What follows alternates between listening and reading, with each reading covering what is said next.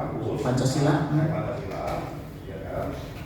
DMC bukan mungkin ya, analisa saya sudah bersama itu dengan besar Pak, sehingga disahkan Pak Betul ke Sekomiti di sana.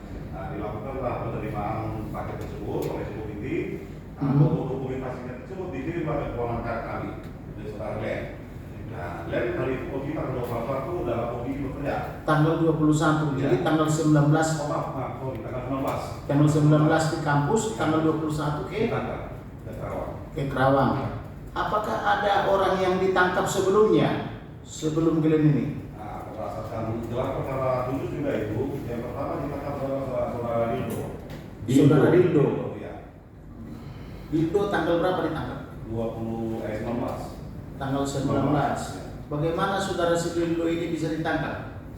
Nah, jadi ketika tanggal 19 itu setelah dilakukan dokumentasi oleh pusat, bahwa dokumentasi itu dikirimkan ke WA di Glenn. Nah, Glenn kaget ini, apa nih ada paket oleh ini kan, sehingga dia meminta tolong juniornya Pak Ikhlas, saudara Raja. Raja tolong untuk dicek ada paket untuk saya. Iya. Oke Bang. Kebetulan si Dito juga ada si Raja ini lagi di pulang, ada lagi juniornya lagi di bawah, Pak, itu masih Dito mau ke pos pintu depan yang utama kampus. Nah udah sekalian aja, ini handphone saya katanya ada paket. Nah ini nomor isinya itu yang hasil foto dengan security itu. Nah jadi saudara Dito ke depan menunjukkan Dito ke security Pak. Security itu disitulah ditangkap si Dito itu dengan handphone itu diamankan juga. Baik, jadi saudara Dildo maupun Raja sudah lebih dulu ke depan untuk bertemu dengan security ya. Oke.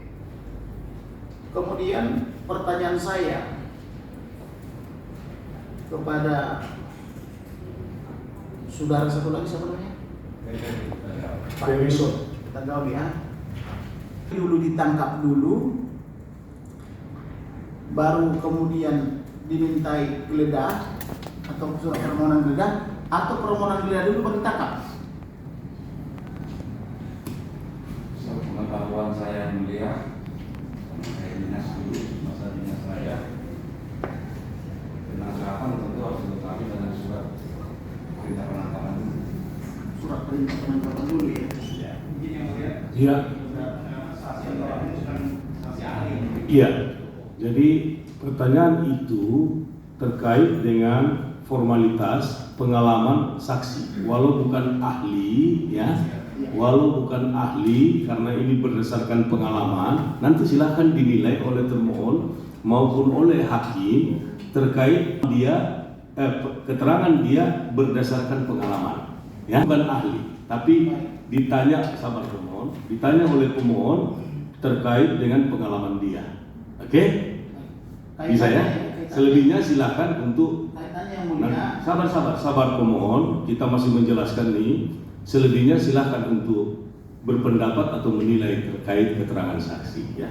Lanjutkan. Kaitannya yang mulia dengan surat perintah permohonan Pemohon, maaf. P53. Iya. Silakan mengajukan pertanyaan saja. Ya. Ya, tidak perlu ditanggapi lagi. Sudah hakim sudah menjelaskannya. Ya baik. Ya. Mohon dipertunjukkan. Oh, mau minta ditunjukkan, oh siap. Kalau itu bisa ya. Termohon juga berhak untuk menunjukkan bukti. D53. T53. T53. Tanggal berapa ini sudah saksi? Tanggal 24. Tanggal 24 November ya. Ya. Wanita rencananya tanggal 24 November. Iya, iya. Sedangkan tadi kita duduk ya,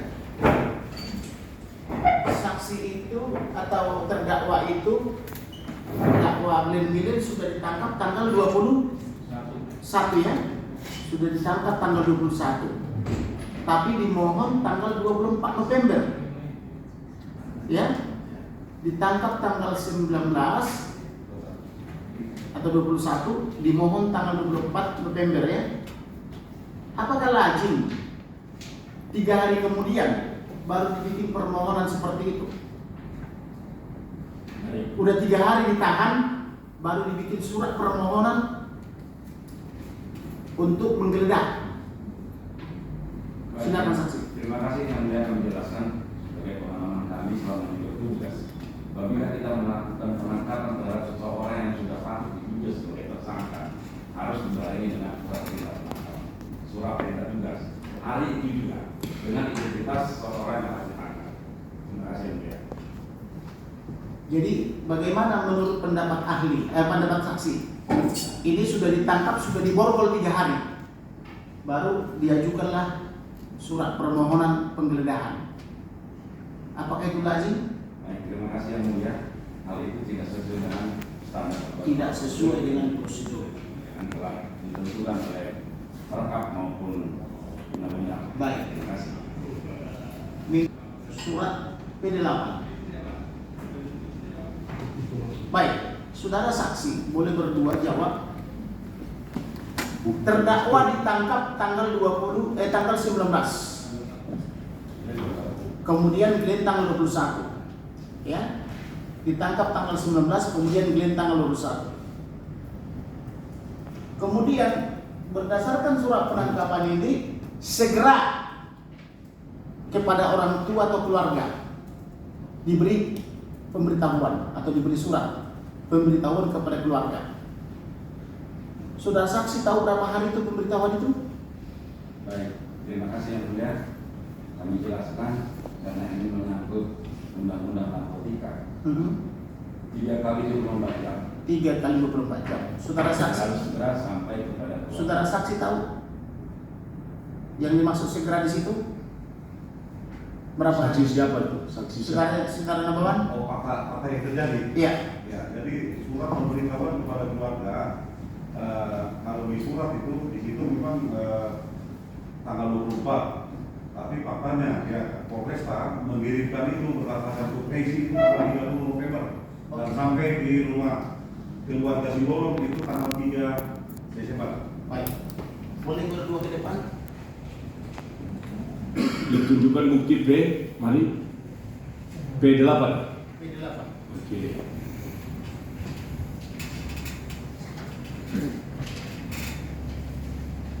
Ini tanggal Ya. Ini yang ini ya. Wah. yang kedua diberikan ini. Ya. Ya. Tanggal 3 November ya. 30, oh sorry. 30 November ya, 2023. Ya. Ya. Tanggal 1 Desember. Oke. Ya. Oke. Sudah? Silakan.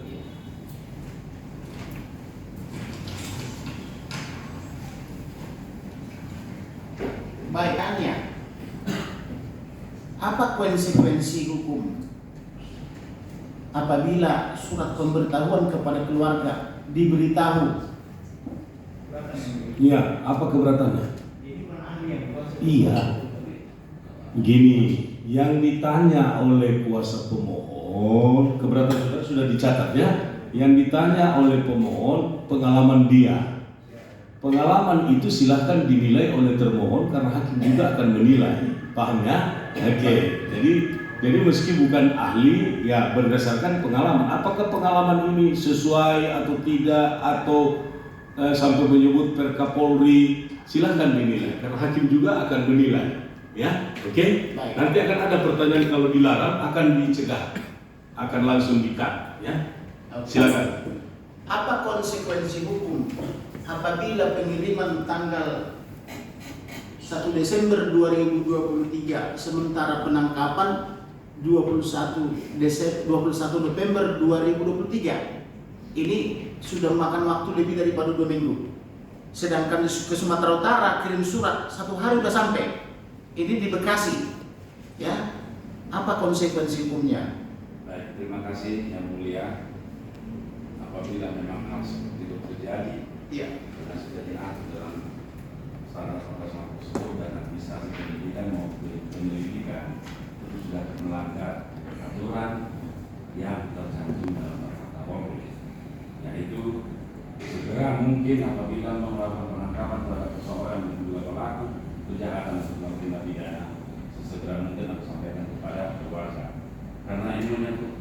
tidak pidana narkoba minimal 3 kali 24 jam sudah.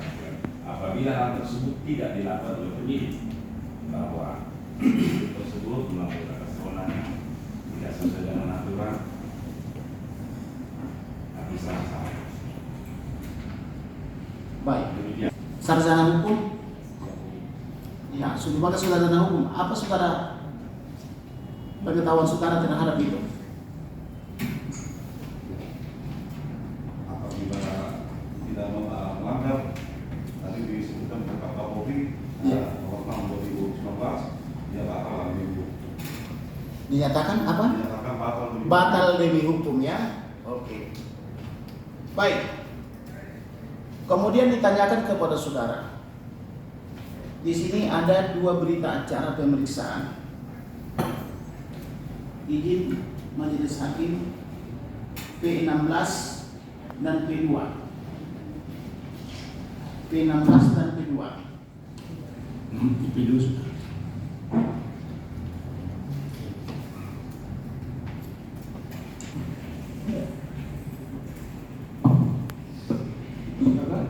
Baik, pertanyaannya P2 dan P16. P2 dan P16.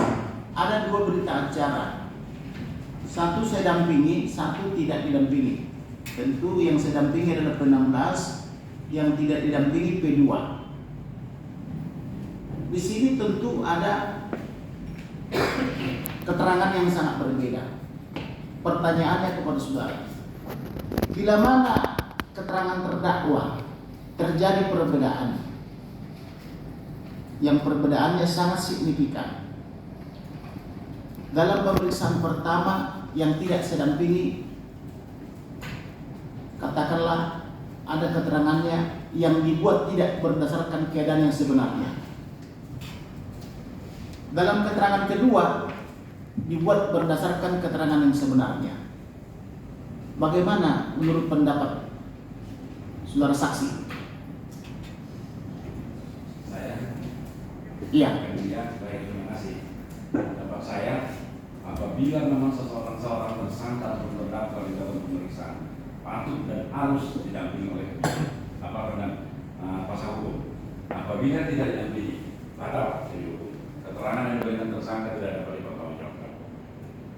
Baik. Terima kasih yang mulia. Saudara Nababan? Saya sepakat sama ini. Sependapat ya. Boleh ada teman untuk diperlihatkan. Ya. Sekalian KTP-nya. Ini 19. Ini saya dampingi. Atau yang saya periksa didampingi, mana yang bisa? Jadi dampingi. Ya.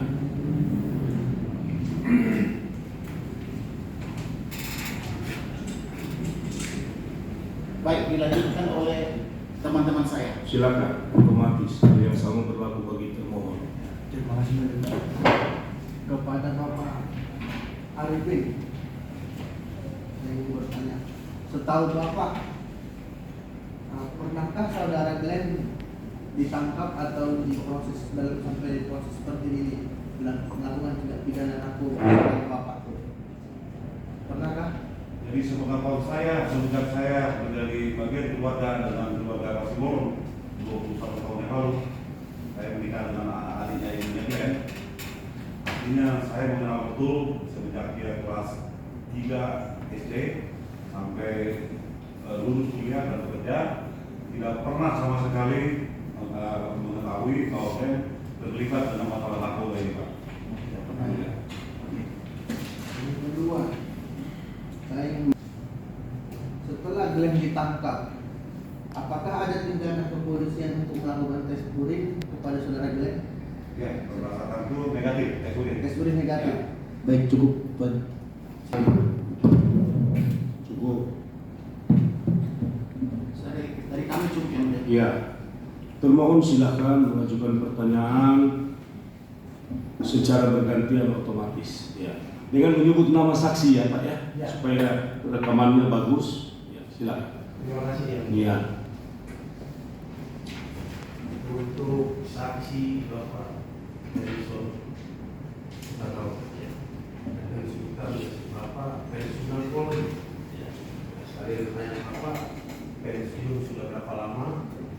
Kemudian selama tugas Bapak di bagian apa saja. Selanjutnya tadi Bapak menyebutkan ada SOP yang dilanggar. Satu-satu Pak, satu-satu pertanyaannya satu-satu supaya langsung dijawab. Bertanya lagi, dijawab, bertanya lagi. Pertanyaan yang harus saya jawab karena itu beruntung dari pertanyaan. Pertama, sejak kapan bertugas sebagai polisi? Baik, terima kasih Yang Mulia. Iya. Saya akan jelaskan untuk daripada pengalaman saya. Iya, penugasan. Penugasan Bukan saya. pengalaman, penugasan. Penugasan saya. Saya pendidikan polisi tahun 1887 tamat dari SPN Liu. Kemudian saya ditempatkan tahun 87 setelah tamat ditempatkan di Polres Nias. Dari Polres Nias saya pindah ke Asahan, kemudian pindah ke Polda Metro Jaya di tahun 90. Tepatnya di Polsek Taman Sari. Dari Polsek Taman Sari saya terus 2 tahun di Polsek Taman Sari saya bertugas di Polres Metro Jakarta Barat di bagian Sakinto. Di tahun 2002 saya melamar untuk meningkatkan pangkat saya. Puji Tuhan saya diterima masuk perwira di tahun 2002. Angkatan 30 Wira Astagara. Penempatan saya setelah tamat dari perwira, saya ditempatkan di Pemdiklat Polri di Ciputat. 2005 saya pindah ke Polda Riau. Polda Riau saya ditugaskan sebagai Kanit Reskrim di Polsek Emorek. Kemudian 1 tahun saya Kanit Reskrim di Polsek Emorek ditugaskan menjadi Kapolsek. 2 tahun berikutnya saya pindah dari tempat Kapolsek yang pertama pindah ke Kapolsek yang kedua. 5 kali saya Kapolsek di Polda Riau dengan kabupaten yang berpindah-pindah. Di tahun 2019 pindah saya ke Polda Metro Jaya. 3 bulan saya di OSDM, kemudian saya ditempatkan di Kapolsek Makassar, Jakarta Timur. Setelah itu saya 2 tahun Kapolsek di Makassar, pindah lagi jadi Kapolsek di Bengkari. Dari Kapolsek Bengkari saya pindah ke Polsek Makassar lagi. 2 kali saya berbuat di sana. 2 kali pisang berbuat dan pensiun dengan penghargaan Ajun Komisaris Besar Polisi. Tahun berapa tuh? Itu yang ditanya. 2022. 2022. Jadi bahkan saya, maaf, saya jadi Kapolsek di Jakarta ini. Udah. Nggak usah disambung lagi itu. Pertanyaan lanjutan, silakan. Secara basic penugasan Kapolsek 5 kali saya ikuti pada otomatis bisa sebagai penyidik. Kemudian tambah jadi Kanit Reskrim setahun. Dari kurun waktu berapa tugas berapa puluh tahun. Jadi mendalami dalam bidang pendidikan. Karena dari Bapak mencatat pertanyaan pasti melanggar SOP tadi, ya kan? Nah, saya bertanyakan berapa tahun Bapak sebagai penyidik atau atasan penyidik selama bertugas selama kurun waktu berapa puluh tahun? Saya pahami Bapak tugas berapa puluh tahun semenjak jadi polisi, kemudian Bapak jadi penyidik berapa tahun? Sebagai benar-benar penyidik. Sebagai benar-benar penyidik saya sebagai Kapolsek begitu dari perwira saya Berapa tahun? sampai sekarang isi saya tahun 2022. Ya, jadi berapa tahun itu yang ditanya? Sebagai penyidik saya itu 20 tahun. Tidak bisa, Bapak sebagai intel. Iya, sabar. Yang dimaksud penyidik ini, ya, yang dimaksud dengan penyidik ini kan kita merujuk saja pada KUHP, itu yang dimaksud ya. Betul. Ya. Itu kalau saudara Kapolsek, apakah itu penyidik? Ya kan? Yang sabar. Yang dimaksud dengan penyidik, yang dimaksud pertanyaannya coba diperjelas. Penyidik yang menangani penyidikan itu yang dimaksud ya. Iya, itu dia. Saya pindah ke Polda Metro Jaya tahun 2019. Tahunnya Pak? 19. Iya. Ya, tahun Berapa tahun? Ya, jadi 5 tahun. 4 tahun. 4 tahun menjadi Polda Metro Jaya. Jadi dari berapa puluh tahun Bapak tugas? Bapak lihat saya tamat dari SPN tahun 87. Iya. Oke, berarti 4 tahun sebagai penyidik. Iya. Sementara itu untuk Bapak. Kemudian tadi saya menguji yang mulia banyak pertanyaan-pertanyaan yang diajukan itu masuk pada pokok materi. Mengajukan pertanyaan saja. Itu penilaian. Nanti silakan saudara sampaikan dalam kesimpulan. Oke. Ajukan pertanyaan. Saya bertanya kemudian Pak Arifin Nababan. Ya, Pak Arifin Nababan. Sebagai salah sarjana hukum juga. Pak Arifin Nababan tadi menjelaskan dengan sangat runut, step by step, langkah demi langkah. Saya pun kami pun tidak tahu Ya. kejadian yang sebenarnya seperti apa. Ya. Kita aja kalau tidak nonton sinetron kita tidak tahu ceritanya, kalau tidak tahu cerita Ya. dari orang. Pertanyaannya, pada saat kejadian apakah Bapak yang disebut sebagai saksi? Arifin Nababan. Kejadian yang mana? Ya. Saat kejadian yang sudah saudara terangkan itu, Saat tidak ada penangkapan. Penangkapan semua yang tadi Bapak sebutkan Iya. dipukul dan segala macam. iya itu. Apakah saudara, ya, apakah saudara berada di tempat situ?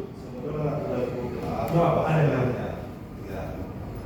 orang Pak saya nanya. Diam Pak ya, Pak Ferison, diam ya, jangan membisik ke saksi ini. Ini kan dengan terlibat. Artinya ketika proses penghukuman itu memang saya tidak. Singkat saja pertanyaannya, apakah saudara ada di situ? Tidak, itu dia. Waktu gelar perkara dia ada. Iya, nanti ditanya. Tidak berada di tempat. Lanjut. Berarti kita sepakat ya, berarti dia saksikan nomor saksi dan semua. Sudah dia jawab. Semua sudah tercatat bahkan terekam. Ibu bapak juga punya rekaman. Silakan. Oke, Lanjutkan. pertanyaan berikutnya. Ya. Catat. Untuk Bapak Hutaga. Bapak kan sebagai keluarga. Dan di sini ada kata seperti tindakan represif yang disebutkan oleh tadi, yang disebutkan dari saksi. Adakah tindakan upaya Bapak menyampaikan kepada pihak Glenn? Ini ada kaitannya, ada praktik, ada pidana. Kalau memang dilakukan tidak represif, dipukul, disetrum, bahkan diborgol, apakah Bapak tidak menyarankan untuk membuat laporan polisi sebagai kasus yang berbeda? Bapak saran atau tidak? Bapak sebagai mantan seorang pegawai polisi. Baik, terima kasih Bapak. Ini pertanyaan sangat penting. Ya. Kalau ini viral, terjadi kasus. Tapi karena ini bukan viral, sehingga tidak kasus. Ya, saya pertanyaannya, Iya. Bapak syaratnya? Karena ini viral, kalau ini viral pasti kasus. Maaf, saksi. Ya, jawab aja pertanyaannya. Itu kita ajukan. Tindakan-tindakan yang dilakukan oleh polisi terhadap itu kita ajukan lebih total. Ya, laporan polisi untuk kasus masa penganiayaan bisa itu sampai 70 kekerasan secara sama orang atau 351. Iya. Ya kan, apakah Bapak sarankan laporan itu tidak? Itu aja pertanyaan saya. Maaf. Bapak duduklah di ujung. Supaya nggak saling bisik-bisik lah dua orang ini. Ketika saudara menjawab ini bisik, ketika saudara ditanya ini bisik. Udah berjauhan aja lah. Ya, silakan. Nah. Dengar ya, pertanyaannya itu mudah. Apakah ada upaya saksi untuk melapor itu yang melakukan penganiayaan ke dia? Hanya itu, ada atau tidak gitu? Ya tidak ada, sudah. Tapi keberatan ada tadi ya? Ya, tidak. Diam ya pengunjung, ibu, bapak, diam ya. Silakan lanjutkan. Tapi mohon yang mulia, saya jelaskan tidak ada ini bagaimana? Iya, coba. Ada ini yang mulia. Kami juga menjelaskan kenapa kami tidak melapor. Iya, coba, silakan. Hal ini kami ketahui ketika gelar khusus Oh, itu. Sepupu saya ini ketika ditangkap dibawa dari Kerawang, dipukuli, disetrum, ditendang segala macam. Karena ini kita berupaya etikat baik pada saat itu, ya, etikat baik, supaya bagaimana kalau dia memang ini bisa diselesaikan dalam keluarga tidak, itu tidak salah. Ya. Dan kita yang tidak ya, masalahnya. Sudah, jangan berdebat. Jangan berdebat. Saudara sudah menjelaskan toh bahwa tidak melapor karena masih ingin secara kekeluargaan, itu intinya. Lanjutkan. Ya, terima kasih. Jadi saya sebagai maksudnya apa? Lanjutkan pertanyaannya. Ya. Ya. Terima kasih, kami ke Pak Arifin dulu. Arifin. Ya. Tadi Pak Arifin menjelaskan insiden bekerja di PT Wasita. Betul ya? Betul. Nah, insiden itu riwayat pendidikannya terapi apa? Kalau boleh tahu. Tidak terdapat sarjana teknik sipil. Kuliah di mana Pak? Universitas Pancasila, betul ya? Menunjukkan aja yang mulia. Iya, silakan. Namanya Glenn ya? Ya, betul. Itu juga bukti berapa itu? T58 yang mulia. T5 atau T58 ya? Oke, ya.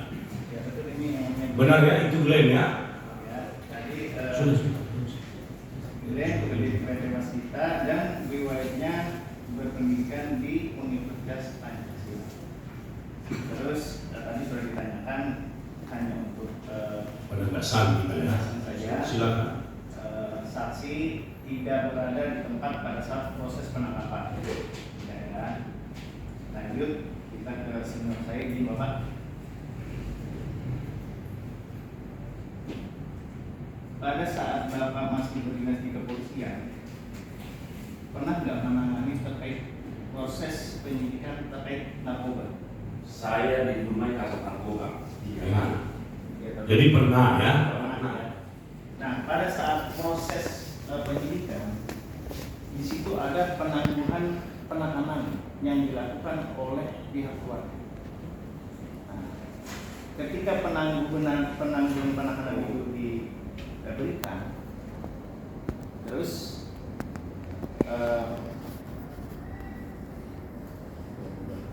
nah, kewajiban si pemohon itu kepada penyidik apa?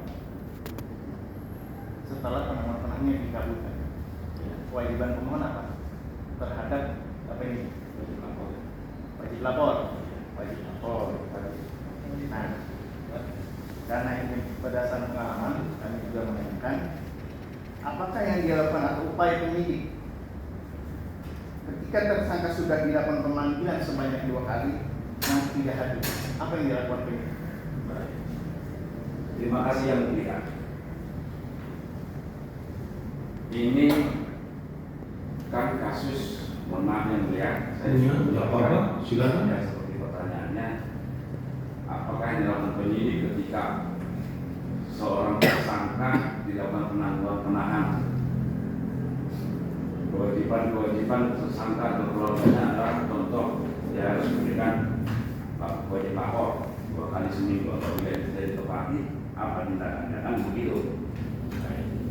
Tindakan itu dilakukan apabila tanda kutip tadinya saya mengikuti permasalahan ini Pak Hakim yang mulia, ada upaya-upaya untuk menyelesaikan, karena dari peristiwa awal sudah menyimpang sehingga berdasarkan persuasif pendekatan kekeluargaan kita upayakan untuk diselesaikan sehingga timbullah penangguhan penahanan. Berdasarkan ada pendekatan seperti itu muncullah penangguhan penahanan. Tapi pertanyaan daripada termohon adalah pemanggilan 2 kali yang tidak dihadiri. Apa yang dilakukan oleh penyidik atau pihak kepolisian? Saya teruskan yang mulia. Ya. Karena muncul penangguhan penahanan ini yang mulia, ketika penangguhan penahanan berjalan dan laporan kita sebelumnya sudah ada di Kabid Propam, disuruh kita untuk mencabut itu laporan yang ke Kabid Propam tentang perlakuan SOP yang tidak sesuai dengan oleh penyidik tadi. Artinya masih ada celah untuk penyelesaian. Mungkin yang mulia. Terakhir ya pertanyaannya. Ya, pertanyaannya apa yang dilakukan oleh penyidik kalau sudah 2 kali pemanggilan? Berdasarkan pengalaman Bapak, bukan Iya. sendiri Pak. Tapi Iya. juga berdasarkan pengalaman, karena tadi dari awal kami sudah berdasarkan pengalaman Bapak saja. Baik, terima kasih ya Pak dari Bitkom. Bapak bertanya itu karena kasus ini ada dong? Enggak ya. Enggak. Jawab aja pertanyaannya Pak. pemanggilan 2 kali yang tidak dipenuhi, itu aja. Kan di sini namanya tanya jawab. Ya, nah, silakan. Apa yang harus dilakukan oleh penyidik? Lalu upaya hukum. Apa upaya hukum? Angkat. Angkat ya, udah dengar, angkat. Nah, saya kira yang begini. Pada saat penangguhan penahanan dengan jaminan orang, nah, lalu si tersangka ini melarikan diri. Keberatan yang mulia. Apa keberatannya? Karena disebut melarikan diri. Tidak ada melarikan diri. Iya. Jadi Keberatan dari keberatan. pemohon Keberatan kemudian pemohon bahwa keberatan saudara sudah disampaikan dan hakim hendak memberi penjelasan. Ya. Jadi yang benar adalah upaya pra peradilan. sabar. Itu istilah yang tidak dilarang dalam pengajuan pertanyaan terhadap saksi. Silakan dilanjutkan. Keberatannya dicatat. Mohon izin yang mulia. Iya. Pertanyaan yang ditujukan kepada saksi. Iya. Ini kan benar menyangkut peristiwa yang kita Iya. alami, yang mulia. Iya. Sehingga itu dijelaskan. Iya. Kemudian Saksi menjawab apa yang ditanyakan. Lalu muncul keberatan bahwa menggunakan istilah melarikan diri. Itu adalah istilah yang tidak dilarang untuk ditanya. Ya, silakan melanjutkan. Nanti jika ada hendak ditanyakan kepada saksi dengan menggunakan istilah yang lain, silakan. Kita juga memperkenankannya. Silakan. Penangguhan dengan jaminan. Lalu apa? Apakah penjamin termasuk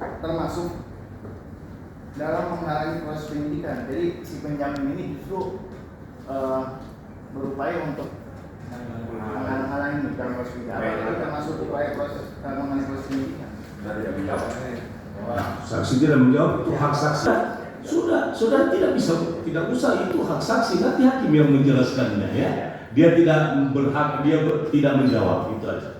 Kami izin ke Pak Arifin. Silakan. Pada Pak Arifin, pertanyaannya, apakah saksi mengetahui keberadaan saat ini? Tidak tahu. Tidak tahu. Dari kami, cukup ya, boleh? Pada saat kapan dia tidak tahu? Pada saat ini, sekarang, Sebagai tahu saya di rumah. dari kami cukup ya, boleh? Iya, silakan. Bapak, cukup, Ibu, cukup supaya kita beri kesempatan memang. Sekarang hakim dulu ya. Boleh ya? Iya, sabar. Nanti akan diberi kesempatan. Saya sudah janji bahwa kesempatan kedua akan diberikan kepada kedua belah pihak dengan catatan jangan mengulang pertanyaan, ya kan? Dan itu kesempatan terakhir. Kedua saksi, apakah sebelum mendapatkan informasi soal ini, saudara berdua itu sudah tahu apa yang dilakukan atau diduga dilakukan oleh siapa namanya? Oleh Glenn Milen Simbolon. Apakah sebelumnya sudah tahu tentang apa yang dilakukannya? Tidak tahu. Tidak tahu sebelum itu. Kalau saya tahu. Tahu apa yang?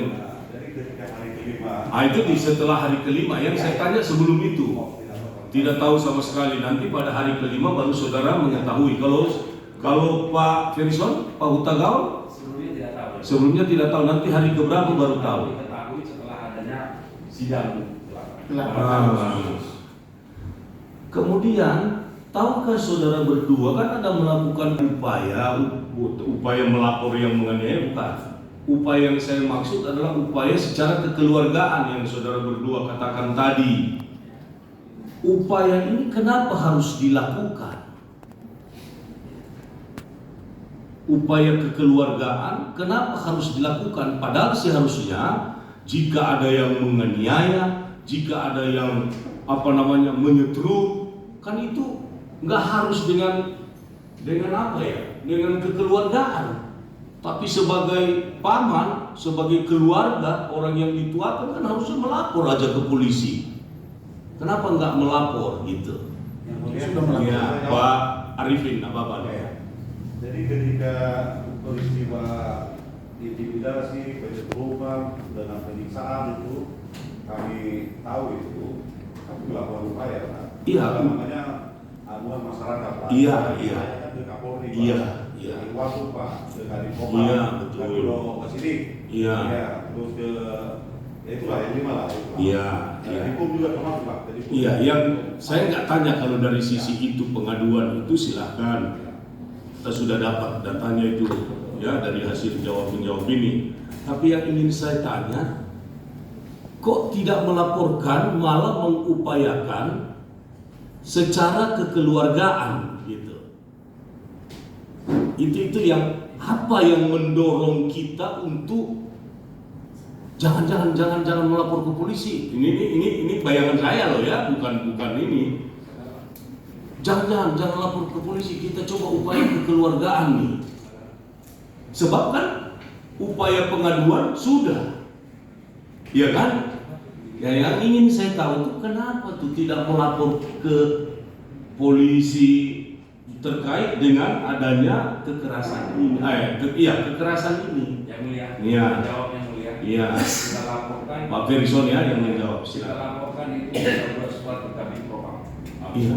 Ah. Terhadap tindakan-tindakan yang dilakukan penyidik Polres Bandar. Dapat laporan polisi. Laporan karena ini ada menyangkut internal Iya. kepolisian. Iya. Itu kita melakukan. Betul, itu pengaduan. Iya. Ya, itu melapor. Kan biasa kita kalau melapor ke polsek, ya kan, saudara kan saksikan bapak itu adalah kapolsek gitu.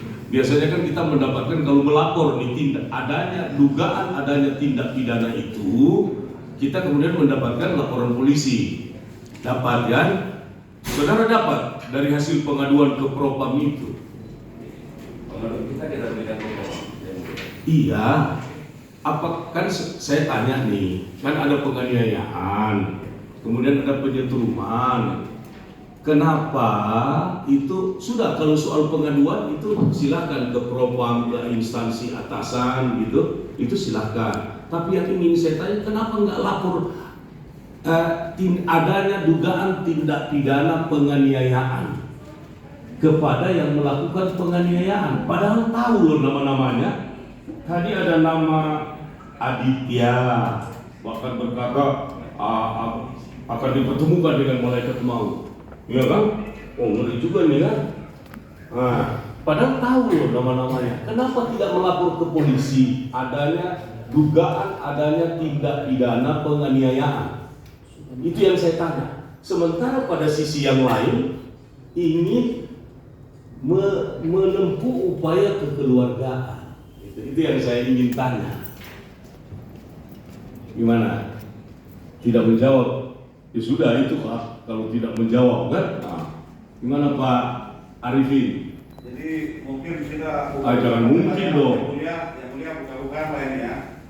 Jadi seperti yang saya jelaskan tadi di urutan awal masalah, bahwa yang pertama penangkap utama adalah saudara Nito, ya kan. Ketika kami melakukan setelah mulai kita tunjuk laporan hukum kami Pak Kapolri Panita, kami masuk ke ruangan taktik, dilakukan wawancara saudara Glenn, Raja oleh pengacara kami, dan saya pun tadi berdampingi, ya kan. Memang di situ muncullah sebenarnya tertangkap pertama itu saudara Dildo, informasi dari dia yang cerita ke Glenn itu. Ada perlamanya dana 30 juta itu dari keluarganya, tapi tidak bisa dibuktikan ya. Yang mulia, itu informasi yang saya tahu itu saya kenal. Ya, kami setelah itu ya YNC aja kan posisi walaupun kami bertunjuk kepada hukum. Iya. Ya kan? Tapi pertanyaan saya bukan itu Pak Arifin, Bapak. Ya. Pertanyaan saya adalah, kok tidak dilaporkan itu ke polisi? Ya, tetapi malah menempuh upaya damai, gitu, upaya kekeluargaan. Itu yang ingin saya tahu tuh. Pada dasarnya kami merasa nyaman setelah melakukan pengaduan ke divisi Propam. Kami merasa gitu. Ya sudah. Oke. Ya. Diam ya, pengunjung diam ya. Oke. Jangan dengar, tahu-tahu orang di luar yang lagi bicara kan. Gitu ya. Nah sekarang Saudara saksi Pak Ferison Tagao, dalam proses suatu perkara pidana, ya, itu saudara mengenal adanya tertangkap tangan, ya kan? Kalau tertangkap tangan bisa nggak langsung siapin dulu surat perintah, siapin dulu izin penyitaan, penggeledahan atau apa, atau apakah itu wajib disiapkan dalam hal keadaan mendesak, dalam keadaan tertangkap tangan, bisa nggak itu? Tidak.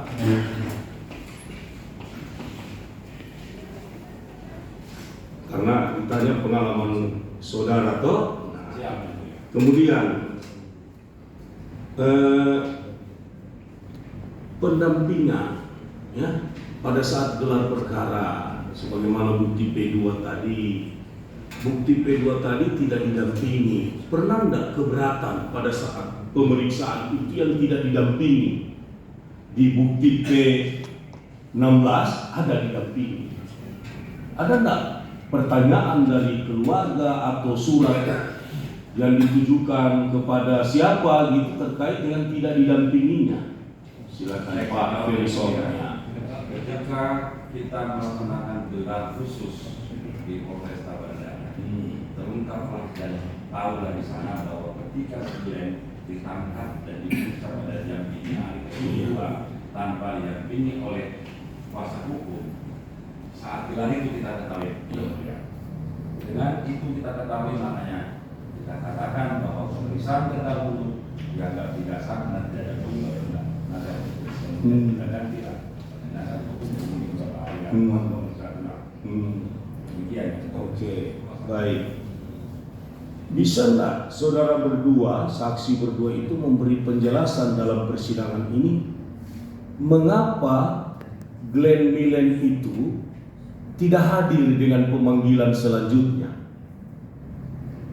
dengan pemanggilan kepadanya, yang sampai dari pertanyaan termohon tadi itu, kalau dari pemohon sudah, sekarang saya dari termohon, itu kenapa tidak hadir 2 kali?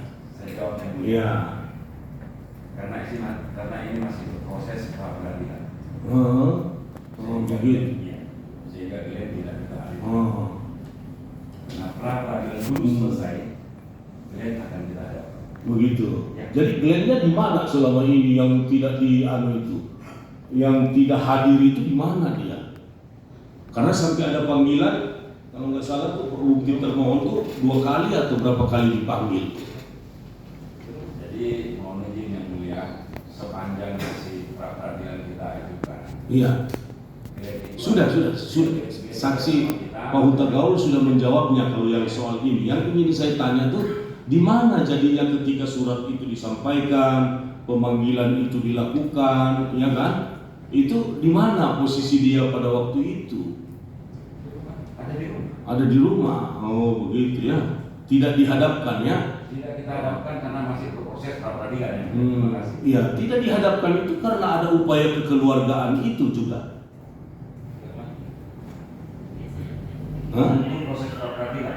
Iya, saya sudah Pak Huta Gaul sudah menjawabnya nih. Yang saya tanya bukan proses pra peradilan sudah dijawab nih, meski saya tidak tanya. Tapi yang ingin saya tanya, bukankah ketidakhadiran dia, Glenn Millen ini ya, itu karena adanya upaya kekeluargaan? Ya. Itu juga? Ya. Oh gitu. Terima kasih. Bagaimana Bapak? Pak Oke, yang mulia. Nababan, ya. Saya telah menjelaskan Ya. bahwa pemanggilan pertama itu mungkin sekitar tanggal 20 atau 21. 21 apa ini? Banyak. 21 Februari tahun 2024.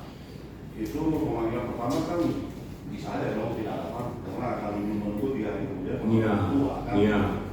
Nah, pemanggilan kedua itu jatuh tanggal 24 bersama dengan proses pembuatan pengajuan untuk pra peradilan. Jadi kami berpikir 24 apa tuh?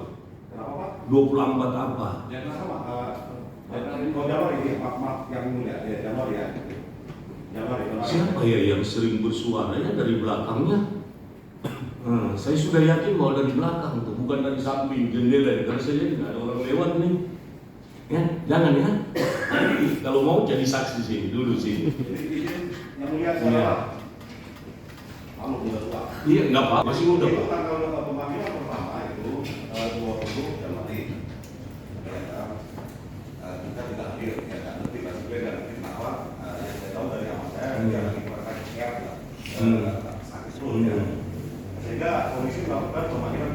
Iya. pada tanggal 24. Kenapa ini tahu persis? Nah, ketika saya surat pemanggilan itu urusannya ke kuasa hukum kami. Iya. Dan malam-malam sampai ke ini ke alamat itu ya. Dan kami ketika itu lagi konsultasi hukum dengan pengacara kuasa hukum kami. Dan malam itu kami lembur untuk mempersiapkan permohonan untuk peradilan. Nah, jadi setelah pemanggilan 3 ya kami berasumsi duluan lah, kan gitu Pak. Itu yang mulia. Itu yang Iya, gitu ya. Terima kasih. Silakan pemohon. Ini kesempatan kedua dan kesempatan terakhir bagi pemohon. Silakan menggunakan waktunya. Mohon disiapkan majelis P11. P11.